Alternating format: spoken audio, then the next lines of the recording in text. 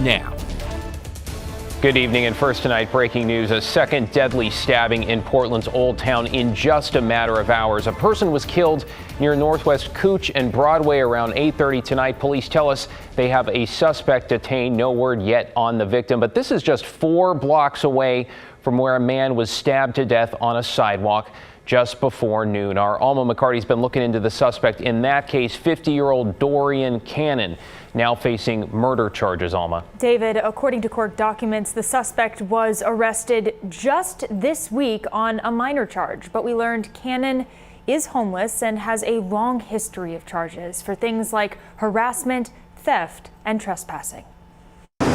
In Old Town Friday, crime tape zigzagged across the street, blocking part of Northwest 3rd Avenue at West Burnside as police investigated a deadly stabbing. Noteworthy thing is this happened in broad daylight. It was right in the middle of the day, right at 11:30, right before lunch, so a lot of people around. After gathering evidence, officers detained a suspect found just a couple of blocks away. Late Friday night, Portland police announced they arrested and charged 50-year-old Dorian Cannon with murder. Anytime we have, violence on our streets, it's concerning to us. Cannon's history of previous charges dates back to 2004 in Oregon. The most recent, an arrest just this week for disorderly conduct in Clackamas County. Back in 2020, he served time for a bias crime charge after police say he used hate speech and threatened a TriMet driver with a knife. Documents also reveal the suspect to be homeless, with his mental fitness called into question by the court. Police have not released the name of the victim. It's a loss of life, so it's a tragedy, and we hate to see that, but unfortunately it's a sign of the times that we're experiencing down here in Old Town. The stabbing happened right outside Union Gospel Mission, where Jason Christensen is the executive director. He says he's seen an increased police presence in this area, which he's grateful for. But he says problems persist. The problem really comes down to is the open air drug use and drug trafficking is really what's happening. 98% of our homeless guests are good people who just want to take care and get themselves fed, get some clothes, what they need, and they mind their own business. They're actually pretty good at keeping the peace around here, but it's the drug usage that's going on that's causing the problems down here. Despite this tragic situation, Christensen stands by Old Town and says the people involved with Union Gospel Mission take pride in being residents of this neighborhood. He hopes tragic and shocking incidents like this don't keep people from coming downtown or to Old Town and helping out those in need. David? Thank you, Alma. Let's return to local headlines in a moment, but tonight we want to bring you a new video out of South Carolina that shows Charleston was spared the worst of Hurricane Ian. Now, the historic city still saw torrential rains and strong winds that ripped apart a pier, but it avoided a devastating storm surge there. In Florida, 48 hours after Ian pummeled the southwest coast, rescuers are still searching for survivors. At least 27 people have now died, according to the Associated Press, and that is a number that is likely to rise. The trail of damage stretching from the Gulf of Mexico to the Atlantic. Residents trying to get back to communities to see if their homes survived are having to go in by boat in some cases. In one neighborhood in Orlando, nowhere near the coast, streets were still submerged. It was like the entire world just came crashing down on us. We worked really hard to have it, and now it's gone. Yeah, and during that interview, you can see an alligator swimming by right in front of their home. Snakes and other critters, just another hazard after the storm, making it that much more dangerous. Early estimates say Ian may have caused over $100 billion in damage. That would make it the 4th costliest hurricane in U.S. history. If you'd like to lend a hand, you know what to do. Scan this QR code on your screen for a link to donate to the Red Cross. They are working on the ground right now. Volunteers from Oregon as well.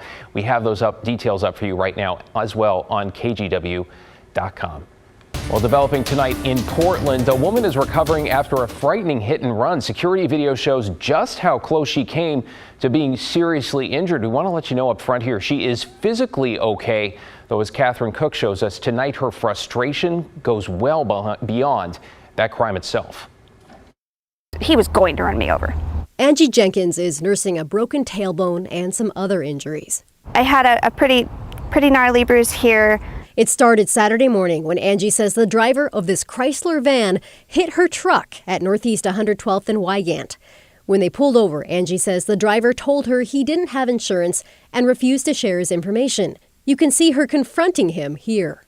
I'm like, make better choices, right? Like, get out of the car, turn the car off, stop. He didn't.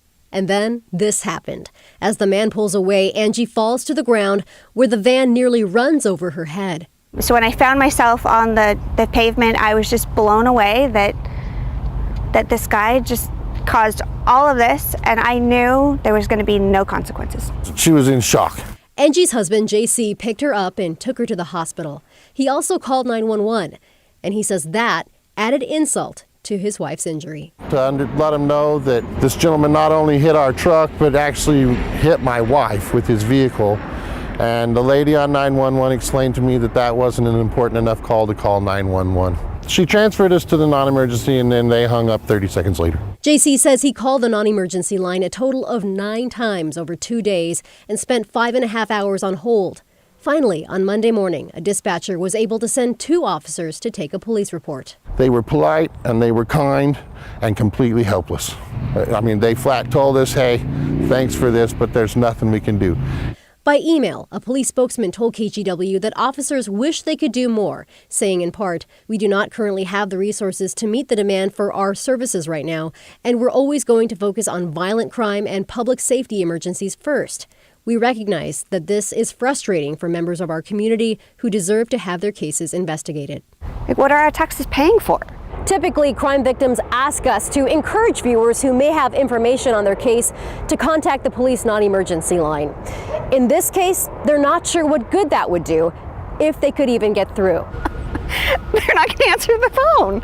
And now, the only thing we can call our emergency services for is the shootings and murders. That's basically what I've got out of this deal. Other than that, you're on your own, people. Buckle up. It's going to be a fun ride. In Northeast Portland, Catherine Cook, KGW News.